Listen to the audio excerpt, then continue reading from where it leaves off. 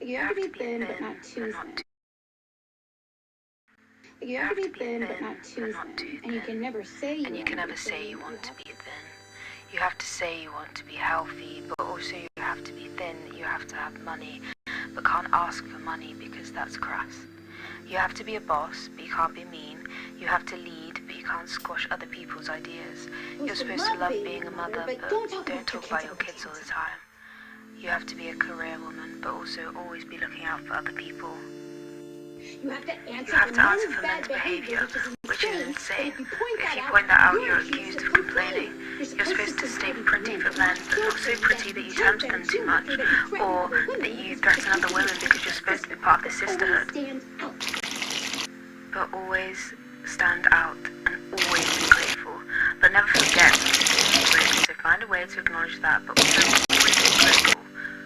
You have to never get old, never be rude, never show off, never be selfish, never talk down, never fail, never show fear, never get out of line. It's too hard.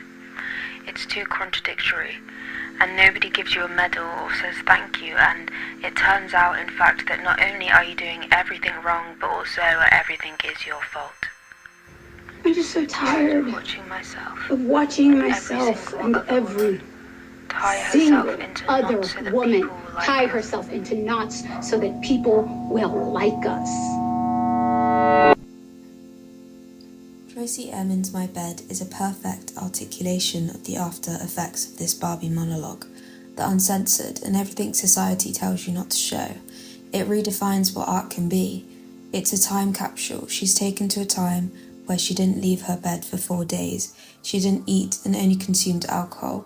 At a time when it was still largely taboo to do so, she highlighted not only female sexual desire, but female vulnerability.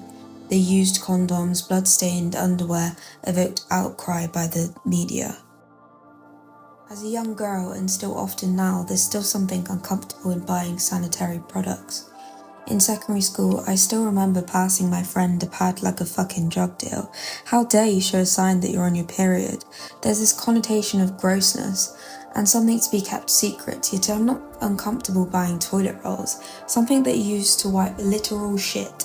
And don't get me started on the someone's on their period. Is it someone's time of the month? Fuck off.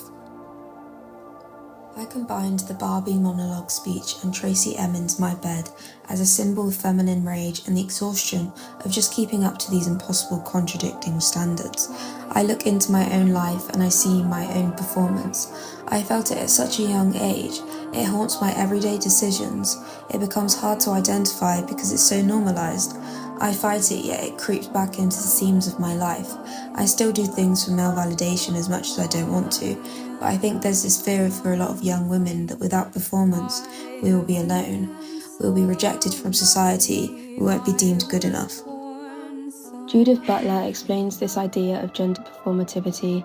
Gender is the repeated stylization of the body, a set of repeated acts within a highly rigid regulatory frame that congeal over time to produce the appearance of substance, of a natural sort of being.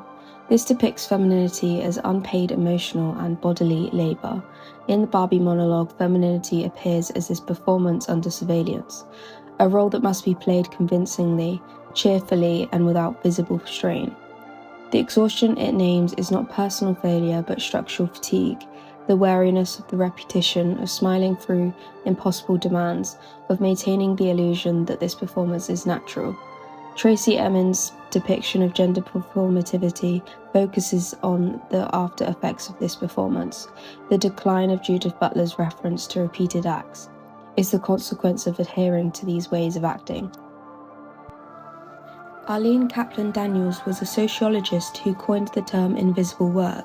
She argued that society tends to define work according to what is paid and recognized within the marketplace. As a result, unpaid labor, particularly domestic and caregiving work carried out in the private sphere, is often undervalued or not seen as real work at all. Because this labour does not generate wages or appear in economic systems, it is frequently devalued.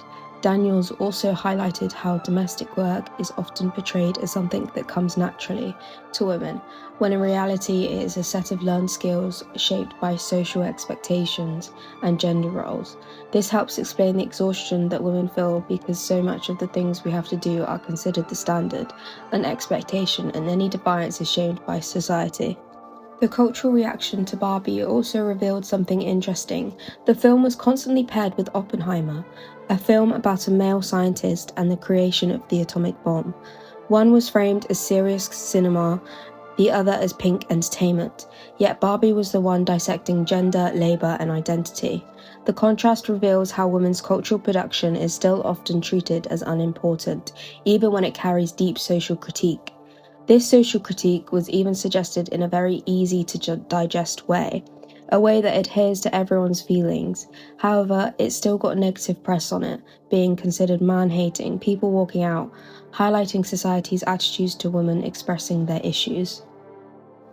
Ben Shapiro posted a viral video on social media in which he set Barbie dolls on fire with a barbecue lighter as a film review.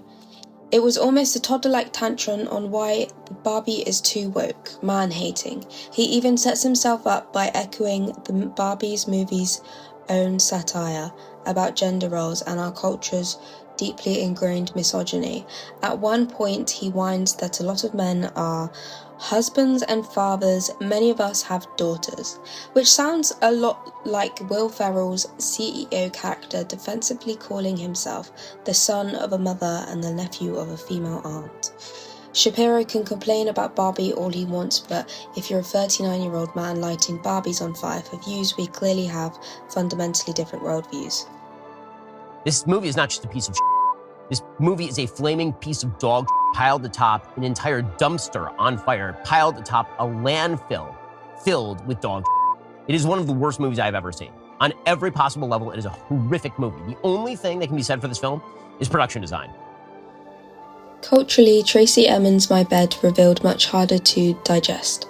This art piece redefined what art can be. Tracey once described it as being shaped by a certain time and society, and you can really feel that in the work. It came out of a time when growing up as a woman was honestly brutal. Pop culture was loud, over-sexualized, and completely obsessed with women's bodies, while also being deeply judgmental and misogynistic. If I'm honest, I'm not even sure that much has changed. Women in the public eye, especially working class women, were sexualized, called slags, and then shamed for the same behavior everyone expected from them. Men were obviously never held to the same standards. My Bed was already freeing because it showed something real about being a woman that people clearly didn't want to look at. It made private things public in a way that made people uncomfortable, and that discomfort says a lot. Back then, female mess, depression, sexuality, and bodily reality was still treated like things to hide, shameful, embarrassing, and not something to talk about openly. And to be honest, we still do that now. We still act like periods and contraception needed to be hidden away like they're dirty or inappropriate. My Bed felt like an early visual calling out of a system that didn't even have the language yet to talk properly about women's depression, bodies, or sexuality. My own experience of this is my weight being the main focus point of my worth. Smaller portions than the rest without asking, because your brother has to grow big and strong. That dress is very flattering, it's a bit tight around your stomach. Going on diets in primary school, it's going through a tomboy phase, rejecting femininity. I would rate your ass average. It's being called fat throughout your life and letting that infect every thought. It's not being able to play physical rugby, but the boys could. It's watching a new trend every week on how women can improve on their looks. It's the normalized expectation that I should cook for my family and the accepted idea that my brother can only cook toast. The way men talk about women, they string you along like a pet.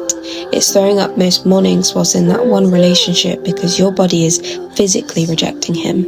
It's rose-tinted glasses. It's moulding yourself into the most perfect version and still not being good enough. It's smiling through that inappropriate comment made at you. It's being touched and kissed when you were too drunk to stand but he was stone cold sober. It's she knows more about football than you and she's a girl. It's flinching when someone grabs your hips.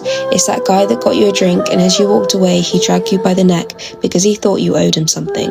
It's countlessly making the "you deserve better" speech to the women in your life and then making the same speech towards you.